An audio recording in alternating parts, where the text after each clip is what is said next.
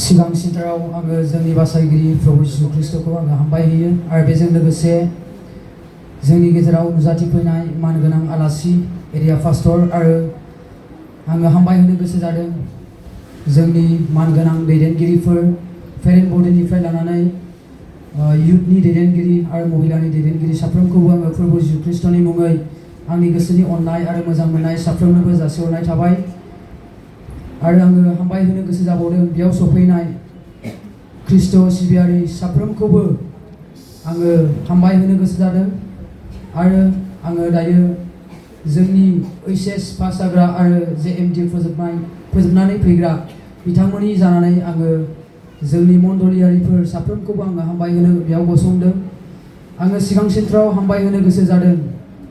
जोंनि मण्डलिनि जेसेबांनाखि ख्रिस्ट फोलेरारि नोंथांमोननि आरजनि गेजेरजों जोङो बे जोंनि जे कर्स जे साथाम बिनानावफोर ओइचएस फोजोबबाय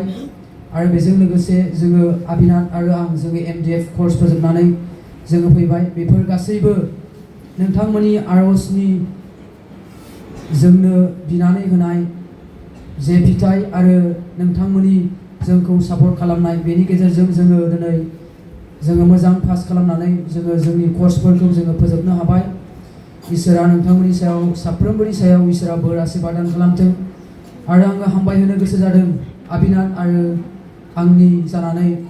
जोङो बे मण्डलिनिफ्राय जोङो स्पन्सर मोनदोंमोन आरो स्पन्सर मोननानै जोङो इस्टार्न बाइबेल कलेजाव जोङो फरायहैदोंमोन जुदि नोंथांमोना जोंखौ स्पन्सर होआमोनब्ला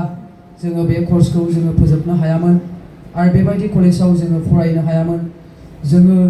बुंनो हायो इस्टार्न बाइबेल कलेजा मोनसे एक्सपेन्सिभ बियो मोनसे कलेज बेयाव फरायोब्ला जोङो इयाराव गैयाबाबो 80,000निफ्राय 1L जोङो स्पेन्ड खालामनांगौ जायो जोंनि मण्डलिया बेबायदिनो जोंनो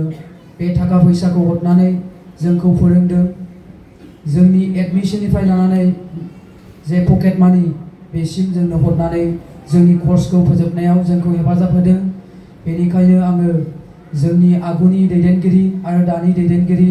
आरो बेजों लोगोसे जोंनि जे मण्डलिनि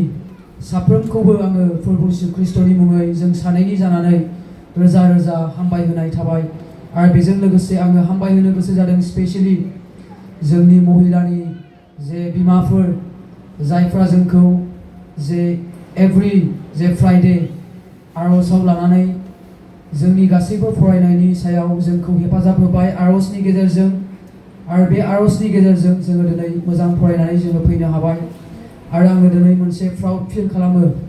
जोंनि मण्डलिनि जानानै जोङो आबिनाथ आरो आं जोङो जेब्ला इस्टार्न बाइबेल कलेजाव फरायहैदोंमोन जोङो बेयाव ओरैनो जोङो स्टुडेन्टल' जानानै जोङो फरायाखै जोङो बेबायदिनो